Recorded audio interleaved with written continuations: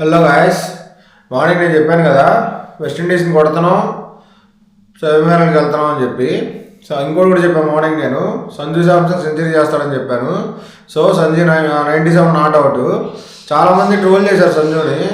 ఎందుకు మళ్ళీ ఛాన్సులు ఇస్తారు, 24 కొట్టినోడికి మళ్ళీ ఎందుకు ఛాన్సులు ఇస్తారని చెప్పి ఇంకా ట్రోల్ చేస్తారు సంజుని.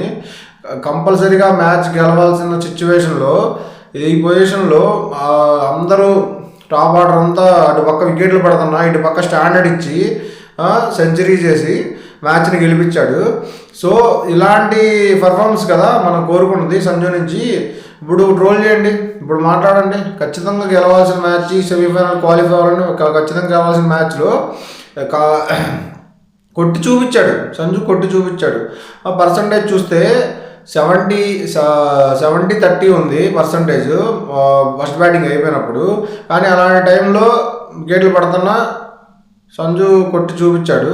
సో ఇలాంటి మోర్ కంటెంట్ కోసం, క్రికెట్ అనాలిసిస్ కోసం మన ఛానల్ సబ్స్క్రైబ్ చేయండి. మనం ఇవాళ వరల్డ్ కప్లో ప్రతి మ్యాచ్ మనం కొట్టించాం. సో ప్రతి మ్యాచ్ చెక్ చేసుకోండి, వీడియో సబ్స్క్రైబ్ చేయండి, మీకు అప్డేట్స్ ముందుగా వస్తాయి. So subscribe and follow. Thank you for watching guys.